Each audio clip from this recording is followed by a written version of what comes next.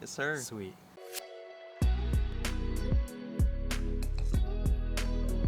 What is vibing? This is Vish, and today we'll be responding to Parenting. Raise yourself before you raise your kids. I'm a meditation coach and I've got hundreds of people on their meditation journeys. If you have any questions about it or want a one-on-one session with me, either comment down below or message me on Instagram at VishVibez. Sadhguru is a yogi, mystic, and visionary who's truly helping to enlighten the world. I'm very grateful for his presence, and today I'm here with one of my best friends, Keith. My name is Keith Lau, at Keith_Lau on Instagram, and same on TikTok. I used to model, I don't do so much of that anymore, but I do also have a digital presence agency called Hook Media, at Hook Media Marketing on Instagram, and at Hook Media on TikTok. Check him out. And now let's get straight to it.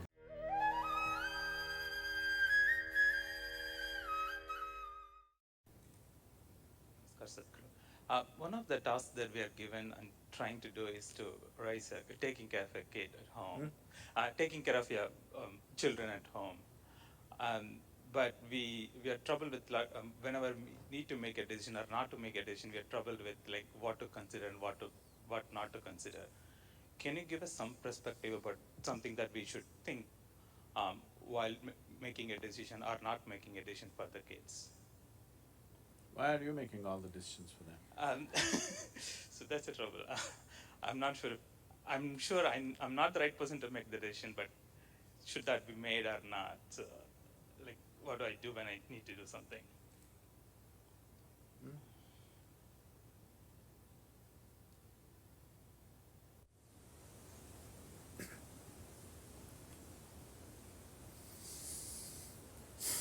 First thing we need to understand is children only come through you. They don't come from you. They're not your property to be conducted whichever way you feel fit. No, they are not. If you treat them as your property or your future investment, if you treat them as such, you are committing a certain sacrilege against creation and the Creator, for which there will be a price. Simply it'll come in the form of life, or maybe it'll come in the form of your children, the price. Yes, it'll be very unfortunate to see that. I'm saying this, a very cruel thing to say to any parent, but I'm saying this because it's a very cruel thing to parent a child. The child doesn't need that. But please see, in so many ways you're doing everything possible to see that he remains dependent on you in some way or the other. You're not thinking of liberating him. So, the moment you start working, you want your children to be attached to you, isn't it? Well, you yourself open Bhagavad Gita and read and say, you should not be attached, I should not be attached. You tell your wife, see, don't be attached to me. But your children, you want them attached to you. So, before you choose to have children, you must think about these things, but if already it has happened, now at least now you must think about it properly, seriously. One thing is, if you want to produce something little better than yourself to the world, it's important. If you produce a child, it must be at least one step better than you, isn't it? The same nonsense is going to happen once again. What's the point? So something better than you has to happen means the first and most fundamental thing is, you are 100% straight. Even if it's embarrassingly straight, you're 100% straight is important. This is something very hard for most parents because that's the only place where they get to boss around. They have a committed audience in their children. Wherever else they speak, nobody will listen to them. Children till they become 12 years of age. 13 is dangerous. Till they become 12 years of age, you have a committed audience. You're losing that also, many of you, much earlier, isn't it? Yes, much earlier you're losing it. So, How old are they? Huh? Okay, there's enough room for correction. You must do this. Stop parenting them. What they need is some good company, not a bloody boss walking around in the house. Yes or no? When you were growing up, did you like it? Being talked down to, did you like it? No. So what they need is a friend. They don't need a bloody father and mother. That job is already done. Fathering somebody, mothering somebody means biologically delivering them, that's been done. Now they're trying to become a life by themselves. What they need is a friend. The only qualification you have against them or over them is, you came here a few years earlier than them, that's all you have. What else do you have, I'm asking? Are you sure you're more intelligent than your child? Are you sure? Huh? What? Yes. So, the most important thing you need to understand, just you came here a few years earlier than them. All you have done is a few years earlier you landed here. Beyond that, you have no other qualification to tell them what to do and what not to do. Yes or no? But the other consideration is, if you don't tell them, somebody else unqualified advice on the street will happen. You only have to guard them against that. But if you have to guard them against that you must have the courage to bring them up in such a way that they don't take any advice from you either. You say, what I say you must listen, but don't listen to your friend. He's telling you to take a drug, don't listen to him. But what the friend says seems to be more of a pleasure than the nonsense that you're talking about. That's a fact, isn't it? So it's not going to work. If you bring up your child with such a fierce sense of his own intelligence and his own decisions, then you will see, he will seek help, because he will very easily realize that his intelligence, his understanding is not good enough for everything. But if you bring him up that he has to listen to your advice, he will come up with a rebelliousness. Even when good things are said, he won't do that, he will do the reverse of it. This is something that most parents are experiencing, isn't it? He wants to do just the reverse of it, just to feel independent, because he doesn't know what it means to be independent. So, 4 is not bad. Now, you can start treating them as just one more person, not as my child, it is not yours, I'm telling you. At the most you're given some genetic substance to create a body. You can't create a life, don't have such grandiose ideas about yourself. You cannot create a life. You just provided some substance, some genetic substance to make a body, yes? That too you did not think about all these things. Out of your own compulsions you do something and they land up. Yes? So, understanding that a child is not your making, it's a privilege, they have come through you. Enjoy the privilege, cherish the privilege, respect the privilege. Do not abuse the privilege that's been given to you. It's very important. Why are you brought up this or that? You're supposed to grow up as a human being, isn't it? It is just that most people never create an atmosphere for people to grow.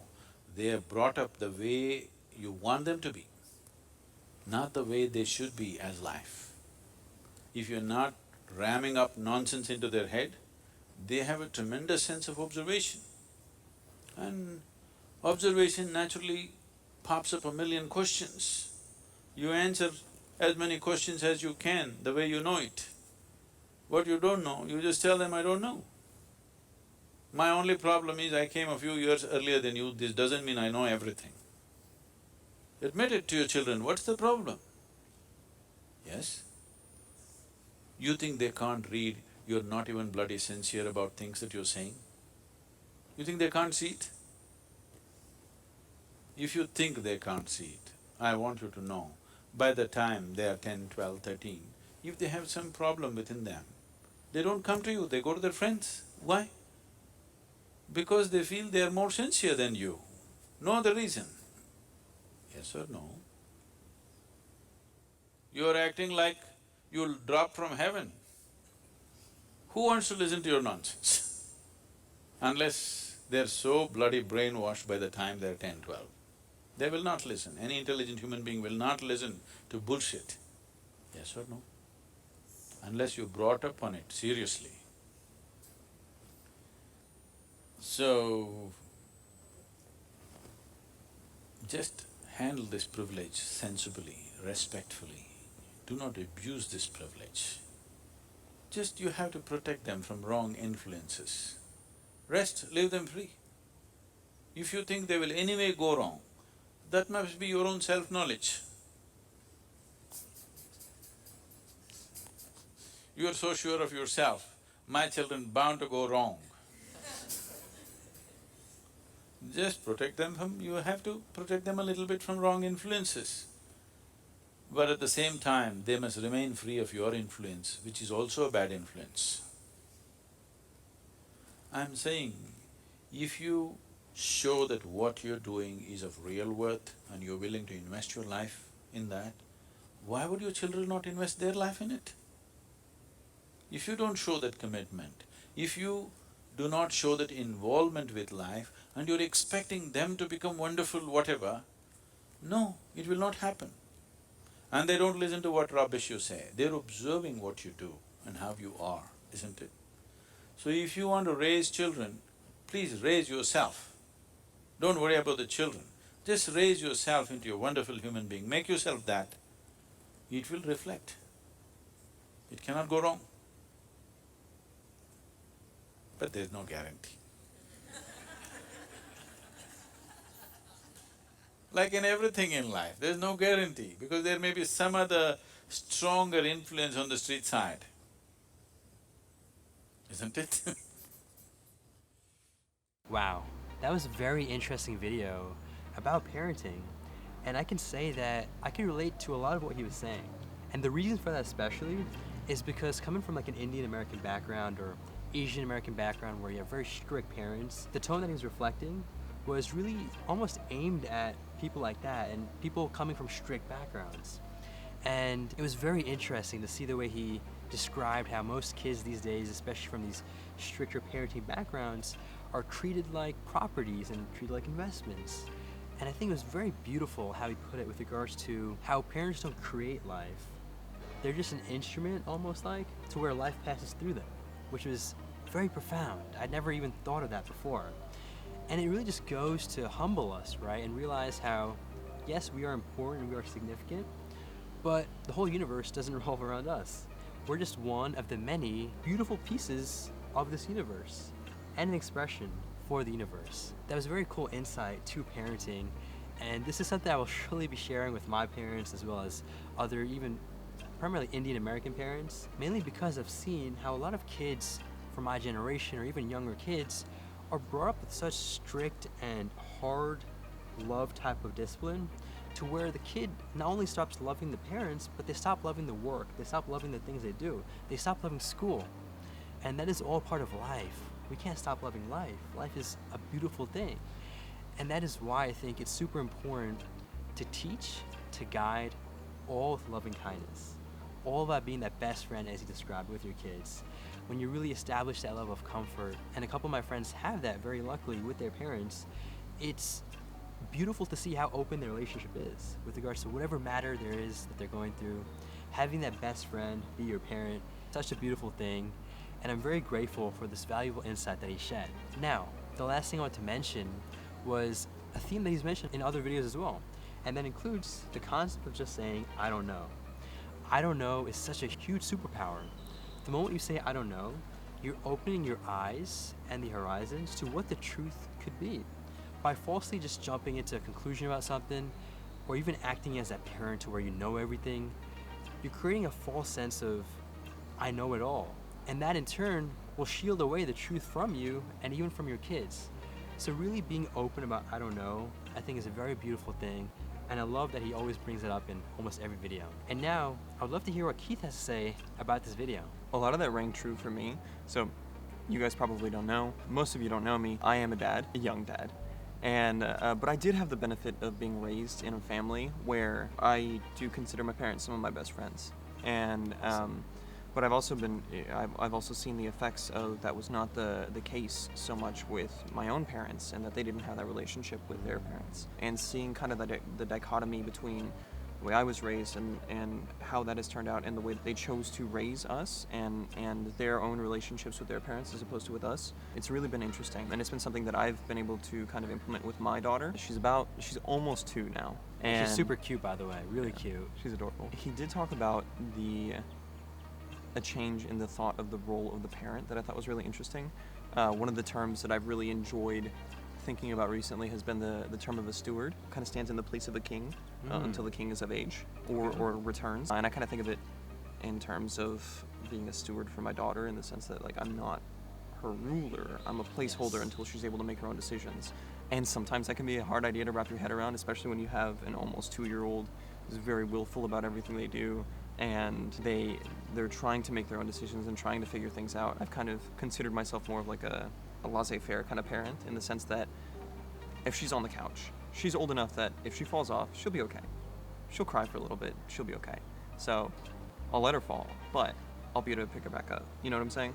So she's allowed to make those mistakes. Yes. And she'll learn from the mistakes, but she'll still get the support that she needs. So, yeah, man. I love that insight, and I think he really honed in on a beautiful point, which I also observed throughout the video, which is really just allowing the kids to be free as they grow up. Let them blossom like a flower. Give them the right ingredients, like that soil, sunlight, and water, and then just watch them flourish and blossom like a flower, because they really are just flowers. Yeah, I just wanted to really thank you for sharing and being open about that experience that you've had with your kid. And it really has shown how wise Keith has become, because I've known him for the past couple of years, and I could really just notice the difference in level of wisdom that he has been able to express and be of. So I'm very grateful for him to even share all that and the perspective that he has, and on this video. Yeah. There is one more interesting point that he was bringing up in terms of when you're parenting your kids and trying not to indoctrinate them. I do tend to be a pretty brutally honest kind of person. That's just always been my nature. And that's kind of one of those things that if Lily asks me a question, I'm going to tell her how it is. And at the point that I don't know, and I'll tell her that. Yes. But some of the most dangerous, I guess, bits of knowledge are the pieces that make you not question anything else. Because so much of what we consider knowledge is really just our best guesses at things. Yes. And a lot of times it's wrong. Even the smartest people in the world are wrong most of the time. They just don't know it. And so kind of just instilling that idea that it's okay to ask questions, you know. In indoctrination, kind of by definition, stifles questioning and curiosity, and I think that's one of the most important parts of being a kid. So With that, thank you so much for watching. Make it a great day, take it joyfully, and stay conscious.